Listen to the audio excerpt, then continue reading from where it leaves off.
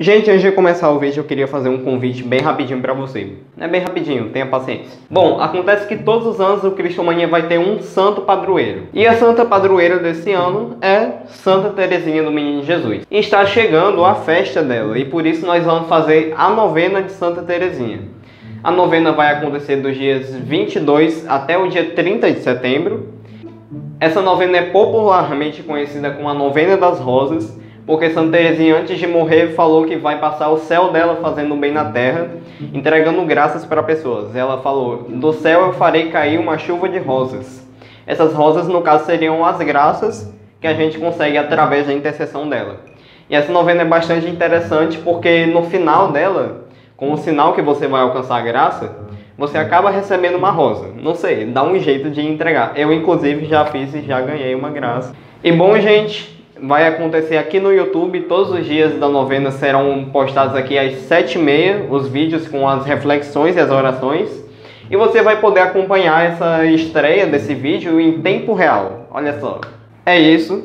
E agora fiquem com o vídeo.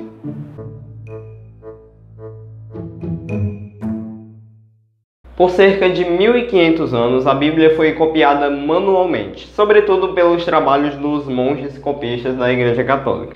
E há quem diga que não dá para confiar na Bíblia, já que a Igreja Católica teria mexido na Bíblia, mudado alguma coisa para dar força a algum dogma, alguma coisa do tipo. Porque não dá para comparar, porque os manuscritos originais foram escritos há muito tempo e provavelmente foram perdidos. Porém, espera aí, hoje eu vou provar que a Bíblia é sim confiável. Roda a vinheta.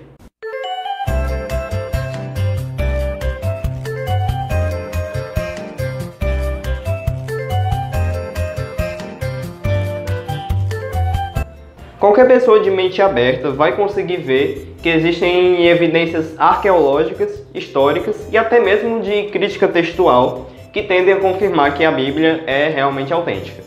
Vamos por partes, vamos começar pelo Antigo Testamento. Em 1947, por acaso, um grupo de pastores achou em uma caverna na Cisjordânia centenas de manuscritos. E aquilo foi considerado, assim, por muitos, a maior descoberta do século XX.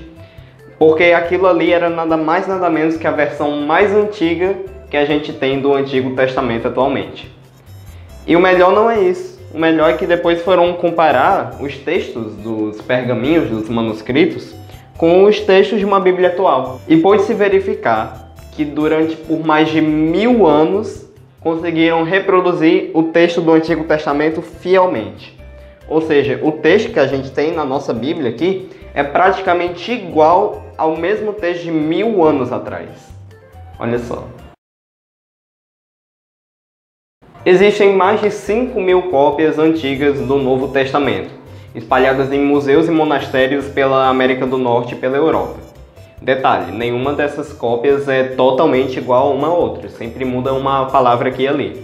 Essas cópias elas são frequentemente estudadas, né? E esses estudiosos que estudam esses manuscritos, eles disseram que existem entre 200.000 e 400.000 coisas que mudam entre todas as cópias.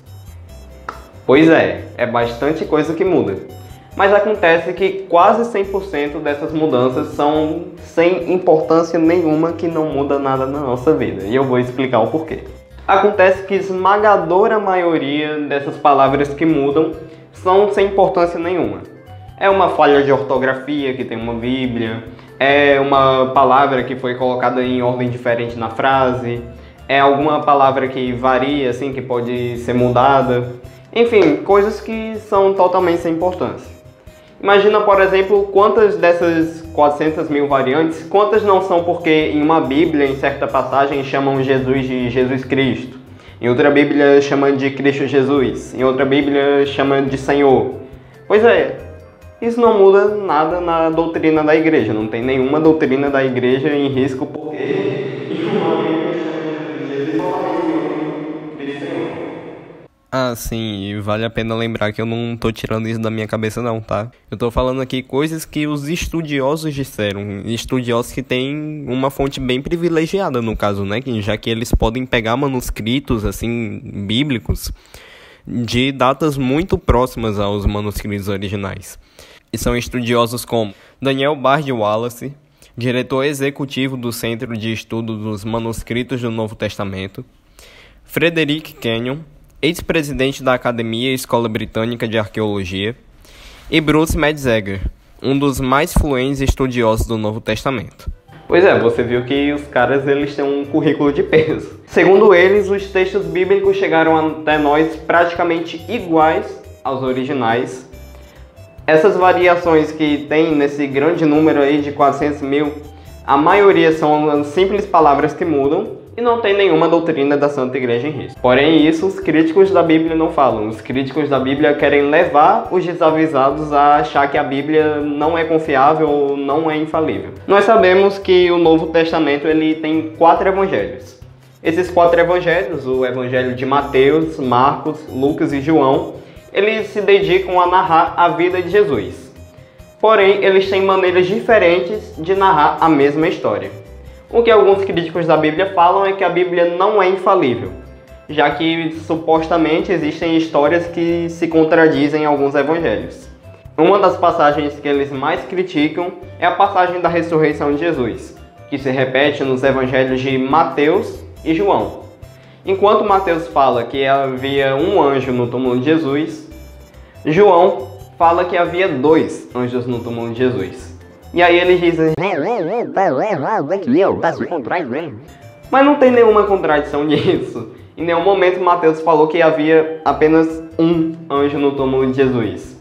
Até porque onde tem 2 necessariamente tem um, né? Então ele não estava especificando nada. É até meio esquisito, assim, até ridículo explicar isso. Outra passagem que é bem criticada, que com certeza é a mais ridícula crítica que eu já vi sobre a Bíblia, é uma passagem sobre o grão de mostarda. Jesus ele estava contando suas parábolas e ele fala que o grão de mostarda é a menor semente que tem.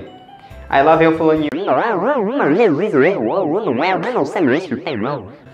por acaso nosso Senhor Jesus Cristo estava querendo dar uma aula de botânica para o povo? Não. Jesus, ele usava de parábolas, ele usava coisas que faziam parte do cotidiano das pessoas para que elas entendessem o que era o reino do céu. Por isso ele usava, por exemplo, ovelhas, trigo, lírios, tudo o que você vê assim nas parábolas.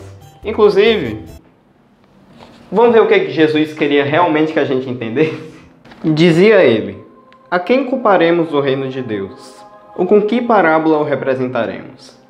É como o grão de mostarda, que quando é semeado é a menor de todas as sementes. Mas depois de semeado, cresce e torna-se maior que todas as hortaliças. E se estende de tal modo os seus ramos, que as aves do céu podem abrigar-se à sua sombra. Era por meio de numerosas parábolas desse gênero, que ele lhes anunciava a palavra, conforme eram capazes de compreender.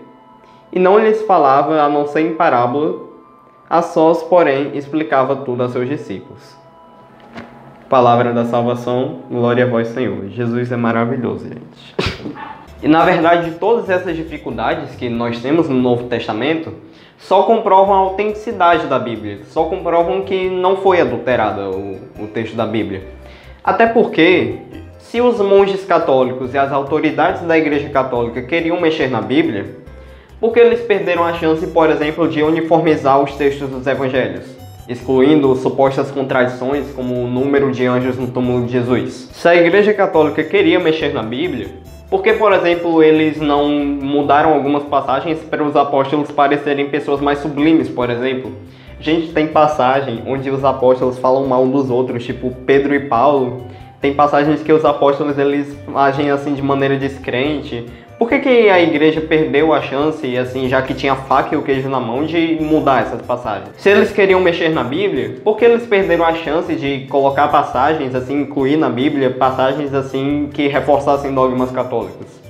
A igreja sempre teve muito trabalho para explicar os dogmas, como, por exemplo, da Assunção de Nossa Senhora, porque não tem nada muito explícito, assim, na Bíblia que Nossa Senhora subiu aos céus. Por que os monges perderam a chance de colocar alguma passagem sobre isso? Se a igreja queria mexer na Bíblia, por que eles perderam a chance, por exemplo, de excluir ou alterar alguma passagem assim que a igreja tem trabalho para explicar? Como por exemplo, né, o caso da passagem que cita os supostos irmãos de Jesus. Inclusive eu já expliquei isso em um outro vídeo, eu vou deixar aqui no card, né, no izinho aqui. Por que eles não deletaram e nem alteraram passagens como essa? Bom, tirem suas próprias conclusões. Quem tem olhos para ver, veja. A Bíblia, ela é a palavra de Deus e ela é infalível. Então por isso, você aí que está assistindo, dê mais valor à leitura da Bíblia. Leia a Bíblia todo dia, leia o Evangelho, leia as leituras. Dê valor à leitura da Bíblia porque ela é bastante importante para a vida de um cristão. Bom, gente, o vídeo de hoje fica por aqui. Eu espero do fundo do coração que vocês tenham gostado. Se você gostou, clique aí no joinha, no botão de like, porque o seu like me indica que você gostou do vídeo e isso me motiva bastante para trazer mais vídeos para cá. E se você gostou do vídeo, gostou do meu conteúdo, se você quer continuar vendo os meus vídeos, se inscreve aí no canal e logo depois de apertar no botão de se inscrever, você aperta no sininho e aperta em todas, que aí você vai receber as notificações aí no seu celular quando eu postar algum vídeo novo aqui. Siga a gente também lá na nossa página no Instagram. Lá no Instagram também é uma forma assim, de você saber quando tem vídeo novo. E eu também posto um conteúdo lá de vez em quando. É isso, gente. O vídeo de hoje fica por aqui. Não se esqueçam da nossa novena, hein? Novena de Santa Terezinha. Aqui, ó. Espero que tenham gostado. Fiquem com Deus e tchau.